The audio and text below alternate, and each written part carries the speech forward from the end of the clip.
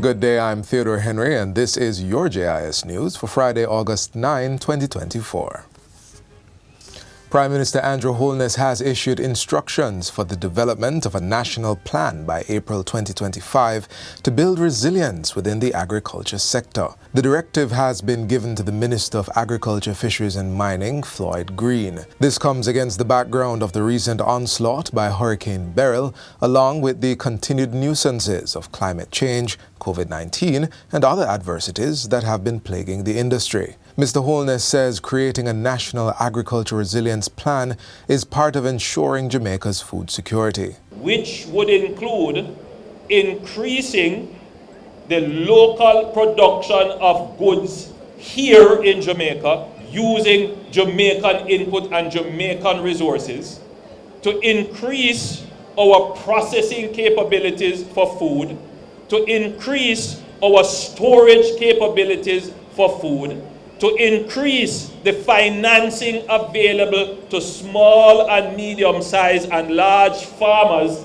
because we must start to treat agriculture as a business and not only as a passion. The Prime Minister was speaking at the Denby Agricultural, Industrial and Food Show on Tuesday. He says the Agriculture Minister has commenced work on the national plan and has secured funding to recruit a consultant. And I don't want another study that is going to be put on file 13. As we work out the pathways to resiliency, we are going to start implementing. And that means that whatever we agree to do, we are going to put it in the budget so it goes through the public investment process, so it gets on the train line of projects that will not be disturbed. Meanwhile, Prime Minister Andrew Holness says the Hurricane Beryl relief effort has again underscored the need for a national identification of citizens. He made the point while addressing the recent launch of the Rebuild initiative, that is assisting persons with grants of up to $400,000 to carry out repairs to their houses. Mr. Holness says the verification of identity is critical to the assessment process in order to determine who is in great need and to ensure proper accounting records. He laments that while the process has improved over the years, each time there is a crisis, the support process is lengthy and it becomes tedious to garner accurate information. This, he asserts, would be greatly alleviated when NIDS comes on board, eliminating the need for multiple points of verification. Nobody from the ministry would have to come again and ask, so what's your mother's name? What's your father's name? What's your TRN number? What's this? What's that? Who you're related to? And by the way, every time there is a disaster, this process has to go through again. It can take weeks. So for the government to be able to move the distribution from, 8 weeks, as it were, after Hurricane Ivan to now 4 weeks thereabout, shows that we have made significant improvement. But it could be even faster if we had a national identification system. The Ministry of Agriculture is calling on Jamaicans to report any instances of unregulated imported honey or bee products to the Bodles Research Station. Chief Plant Protection Officer in the ministry's apiculture unit, Hugh Smith, issued the appeal in a recent discussion with JIS News. He emphasizes that Jamaicans need to examine honey products on store shelves, particularly those not originating from Jamaica. All honey requires a permit if it's entering Jamaica.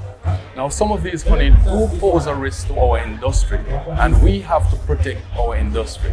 So we're asking you to report any case of imported honey, any case of imported bee product to the Ministry of Agriculture. Mr. Smith was speaking at the recent Denby Agricultural, Industrial and Food Show in Clarendon.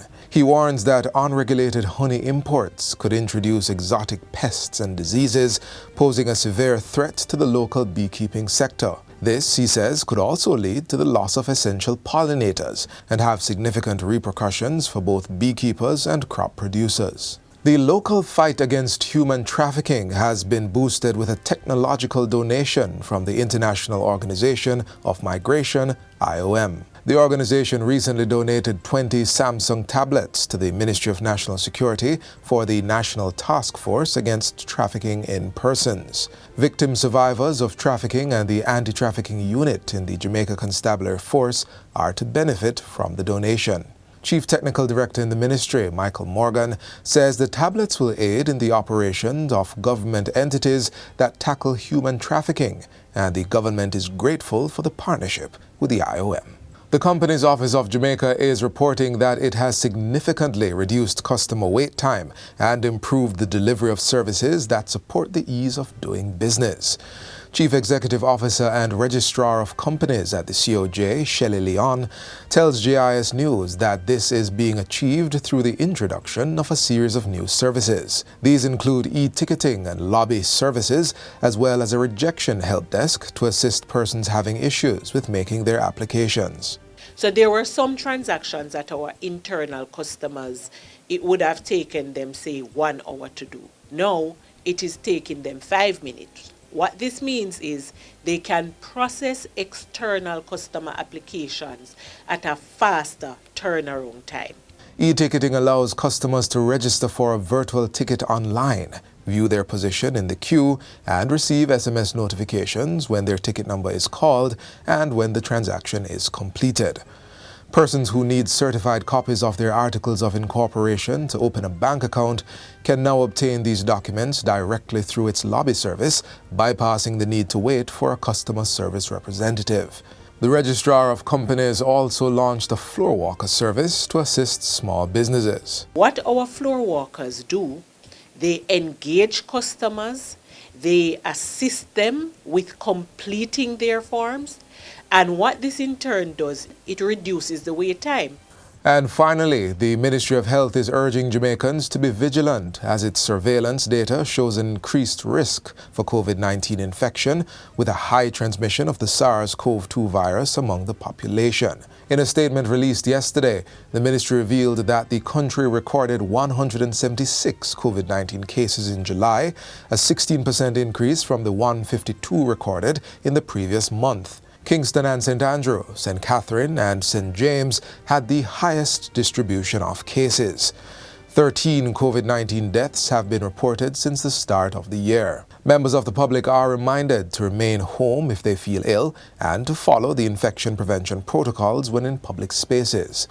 These include wearing a mask to prevent the spread of respiratory droplets, practicing proper sneezing and coughing etiquette, and washing hands or using hand sanitizers. Jamaicans traveling abroad are especially urged to be diligent in practicing these infection prevention protocols. Additionally, immunocompromised persons and those with chronic conditions are asked to pay particular attention to their care management. The Health Ministry says it continues to recommend vaccination as the best defense against severe illness and death associated with COVID-19. At present, doses of the Pfizer vaccine are available to the population. And that's it for JIS News today. I'm Theodore Henry.